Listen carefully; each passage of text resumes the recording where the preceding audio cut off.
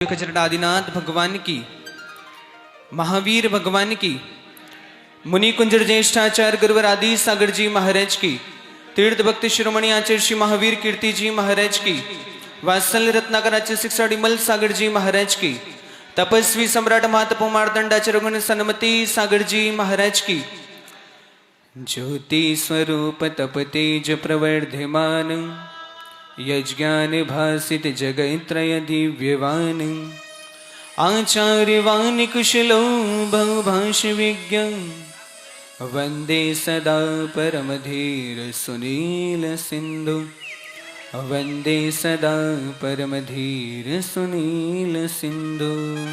जल परम पूज्य चतुर्थ पट्टाधीश प्राकृत ज्ञान केसरी महासंख्य नायक भक्त भगवान आचार्य भगवान 608 सुनील सागर जी गुरुदेव की नमस्ते।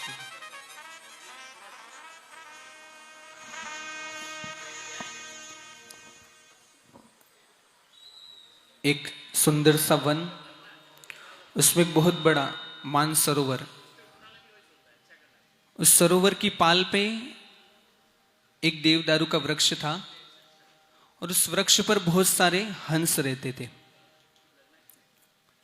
तो एक दिन उन सब हंसों में से उनके मुख्य हंस पिता, उनका एक वृद्ध हंस था, उसने सब अपने बच्चों से कहा कि इस देवदारू के वृक्ष पर एक अंकुरित हो रहा है, इसे तुम अपनी चोट से तोड़ दो, इसको प्रहार कर दो, इसको खत्म कर दो, नहीं तो तुम्हारे इस अंकुर से तुम्हारे जीवन में हानि होगी। तो वो सब वृद्ध हंस, जितने भी हंस थे, वो सब सोचने लगे कि क्या कह रहे हैं, इस अंकुर से हमारी कैसे हानि हो सकती है, और ये मरने से डरते हैं, भय से डरते हैं। तो वृद्ध हंस जो था, जब उन बच्चों की बात सुनी तब उसको मन में थोड़ा दुख हुआ कि मेरी बात को नहीं मान रहे हैं और ये क्या कह रहे हैं।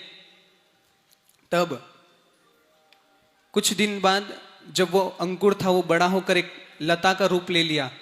तब एक दिन एक शिकारी आया, उसने वो लता से उस पेड़ पर चढ़कर उसने दिन भर पूरे चारों तरफ जाल फैला दिया।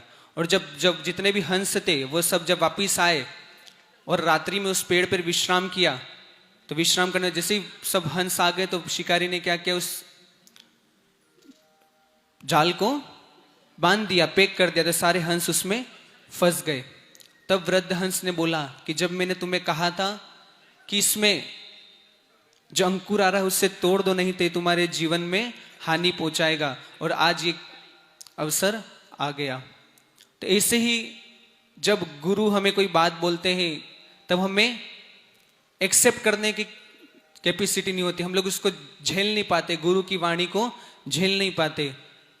एक बार बहुत से लोग तपस्वी सम्राट के दर्शन करने को गए थे, दर्शन किए, कार्यक्रम पूरा हुआ। जब वो वापिस जा रहे थे तब तपस्वी सम्राट को बोला कि हम लोग वापिस जा रहे हैं। तब तपस्वी सम्राट ने कहा कि नहीं, अभी नहीं जाना, कुछ दिन और रुको। तब उसने बोला कि हमारे ट्रेन की टिकट बुक है, हमने पूरा डिब्बा बुक कराया, क्योंकि बहुत सारे लोग आए हुए हैं, तो पूरा डिब्बा हमने बुक करा रखा है, तो वो कैसे कैंसिल हो सकता है। तो तपस्वी सम्राट ने कहा नहीं, अभी रुक जाओ। तो उन्होंने गुरु की बात को मानी और वो रुक गए। लेकिन जब अगले दिन वो ट्रेन निकली, जब वहां से ट्रेन गई तो पता चला कि जिस डिब्बे में उन लोगों की टिकट थी, किसी हादसे में वही डब्बा, क्या बोलते हैं, हानि को, वो डब्बा ट्रेन से अलग हो गया और गिर गया, जिस ट्रेन में उन सब की टिकट थी। तो ऐसे गुरु की जो वाणी को झेल लेता है, गुरु ने कहा, मुख से निकला, उनको झेल लिया और वो वहां पे रुक गए, तो उनका जीवन बच गया, नहीं तो उनको अगर उसमें जाते तो उसमें उनकी हानि हो जाती। ऐसे बहुत सारे प्रसंग है कि गुरु के मुख से वचन निकले और जिसने झेल लिया। जैसे सिद्ध चक्र महामंडल विधान यहाँ पर हो रहा है और सबने माना कि हाँ, सिद्धों की मंगल में आराधना करनी है, तो आज यहाँ पर पूरा पांडाल स्वर्ग जैसे बन गया और स्वर्ग जैसी रचना यहाँ पर हो रही है। और कल से सिद्धों की मंगल में आराधना यहाँ पर प्रारंभ होगी। नियमसार में आचार्य कुंद स्वामी ने 135 नंबर की गाथा में बहुत सुंदर बात कही कि मोक्षम गई पुरुषाणम जानी उण गुण भेदम जानी उण ते सिंपी जो कुणदी परम भक्ति व्यवहार नयन परिकहियम। मोक्षम गई पुरुषाणम, मोक्ष गई पुरुषों की, मतलब मोक्ष गए पुरुषों की, सिद्धों की। संसारी जीवों की अपेक्षा गुण में कुछ भेद है, भिन्नता है, और उन भिन्नता को जो जानकर, अब उनके गुण अपने से उत्कृष्ट मानकर जो उनकी परम भक्ति करता है, उसको भी एक दिन निर्वाण पद अवश्य प्राप्त होता है। जैसे सिद्धों की मंगल में आराधना हम करते हैं, वैसे ही उनके गुणों की प्राप्ति हमें होती है। जैसे हम छोटी छोटी चीज देख के, किसी हीरो को देखकर, फोन में कुछ देखकर उसके जैसे बनने की कोशिश करते हैं कि मैं भी ऐसा हो जाऊं, मैं भी ऐसा फेमस हो जाऊं, तो उसको जैसे बनने की कोशिश करते हैं, ऐसे ही जब हम सिद्धों के गुणों को, गुरु के गुणों को, गुणों की महिमा को हम लोग जब उनको देखते हैं और उनके गुणों की महिमा करते हैं, तब हमें भी कहीं ना कहीं उनके जैसे बनने की सामर्थ्य पैदा होती है। तभी इस सिद्ध चक्र महामंडल विधान में अधिक से अधिक लोग जुड़कर अनंत अनंत सिद्धों की मंगल में आराधना करें, और उन मंगल में सिद्धों की आराधना उनके सानिध्य में कर रहे हैं जो आने वाले भावी सिद्ध होंगे। जो मुनिराज है, साधना कर कर, अपने कर्मों की निर्जना कर कर, आचर्योगन साधना कर कर, निर्जना कर कर जब वो सिद्ध पद को प्राप्त होंगे, तब हम भी उनकी भक्ति कर रहे हैं तो हम भी सिद्धत्व को अवश्य प्राप्त होंगे। अभी 2 तारीख को यहाँ पर पिछी परिवर्तन भी होगा। जिसका सौभाग्य होगा पिछी लेने का, देने का, और परम सौभाग्यशाली होगा। जिसको पिछी देने का अवसर मिलेगा, तो मुनिराज साल भर उससे जीवों की रक्षा करेंगे, तो उसका भी उनको पुण्य मिलेगा। और जिनके घर में मुनिराज की पिछी जाएगी, उसका तो सौभाग्य ही है। एक मेरे जीवन का प्रसंग है, शांतिनाथ जी में पिछी परिवर्तन हो रहा था चतुर्मास में। तब मेरी भावना थी कि मेरे को भी पुरानी पिछी चाहिए, लेकिन मैं फॉर्म भरना भूल गया। तो जब पिछी परिवर्तन हुआ, सब लोग पिछी दे रहे थे, सब लोग पिछी मुनिराज को भेंट कर रहे थे, ले रहे थे, और मैं नीचे बैठ के देख रहा था। लेकिन मन में यही भावना थी कि मेरे को भी पिछी चाहिए। तो उस दिन तो पिछी नहीं मिल पाई। फिर अगले दिन क्या हुआ कि किसी व्यक्ति को पिछी दी थी, तो वो पिछी वहीं पे भूल के चला गया। तो एक श्रावक आया और वो पिछी लेके आया। आचार्य श्री को बोला, आचार्य श्री ये पिछी किसी की रखी हुई है। तो आचार्य श्री बोला, महाराज जी को पूछा किसकी है? तो एक महाराज जी बोले पिछी मेरी है। तो वो किसको दी थी? तो वो तो गया। तो बोला वो पिछी किसको देनी है? तो आहार के बाद के समय था, मैं भी वहीं खड़ा था। तो आचार्य श्री बोले कि ये पिछी भाविक को दे देते हैं ऐसा। तो मेरी जो मन में भावना थी, मैं नीचे बैठे बैठे देख रहा था कि मेरे को भी पिछी चाहिए। उस दिन तो नहीं मिल पाई, लेकिन अगले दिन मिल गई। और जब आचार्य श्री ने पिछी दी, तब आचार्य श्री ने बोला था अभी मैं आपको पुरानी पिछी दे रहा हूं, अगले साल नई पिछी कमंडल दूंगा।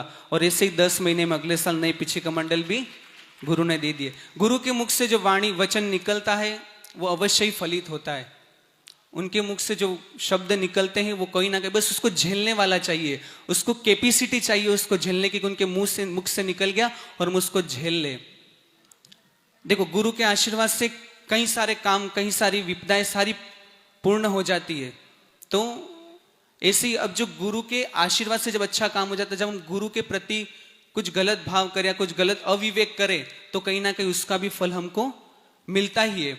आचार्य भगवान बहुत सी बार दृष्टांत देते हैं, जैसे सामने कैमरा लगा हुआ है, तो कैमरे में जैसे अपन हाथ करेंगे, जैसा अपन इशारा करेंगे, जैसा बोलेंगे, ऐसा उसके अंदर रिकॉर्ड होता जाएगा। ऐसे ही अपने कर्म है, जैसे हम कर्म करेंगे, अच्छा करेंगे, बुरा करेंगे, वो वैसा वैसा रिकॉर्ड हो जाएगा और उस रूप अपन को फलित भी होगा। तो हम लोग कभी गुरु निंदा, देवशास्त्र गुरु की निंदा ना करते हुए, देवशास्त्र गुरु के अविवेक ना करते हुए, विवेकता से, श्रद्धा से, विवेक से, श्रद्धा से अगर हम लोग भक्ति करते हैं। ये सामने शुभम भैया बैठे हुए कैमरा वाले, जो वो यहाँ पर ऑटो से गिर गए थे और उनको सर पे लगी थी, तो डॉक्टर ने भी जब उसको लेके गए, डॉक्टर ने भी यहाँ पे पास में पहले जो हॉस्पिटल है वहां लेके बोले हम लोग इसको नहीं ले सकते, इसको किसी बड़े हॉस्पिटल में लेके जाओ। तो जब बड़े हॉस्पिटल में लेके गए, तो फिर वहां पर उसको चेकअप किया और प्लेट्स चेक करते हैं, जो ब्लड की प्लेट्स चेक करते। तो फर्स्ट दिन वो क्या बोलते, 47,000 आ रही थी, तो वो बहुत कम थी 47,000। तो फिर शाम को उसने चेक की थी, धवल भैया ने हमको बताया था, शाम को चेक की 47,000 आ रही थी। फिर अगले दिन यहाँ पे गुरुजी का आशीर्वाद गया, कमंडल का पानी उसको पिलाया, तो नेक्स्ट दिन 1,57,000 वो प्लेट्स बढ़ गई थी। और जो शायद 5 दिन 7 दिन तक भी हॉस्पिटल से छुट्टी नहीं मिल पा रही थी, वो 24 घंटे में छुट्टी लेके घर पे आ गया। तो इससे गुरु की महिमा, गुरु का आशीर्वाद, जितनी उनकी भक्ति कर सकते, जितना हम लोग श्रद्धा अंदर से रख सकते, सब चीज श्रद्धा का, भावना का खेल है। जितनी हम भावना अच्छी रखेंगे उतना हमको अच्छा प्राप्त होगा, और जितनी भावना बुरी रखेंगे उतना हमको बुरा फल प्राप्त होगा। तो अच्छी भावना रखें और सिद्धों की मंगलमय इतनी उत्कृष्टता से आराधना करें, मंगलमय भावना। जय बोले परम पूज्य आचार्यगण सुनील सागर जी गुरुदेव की नमस्ते।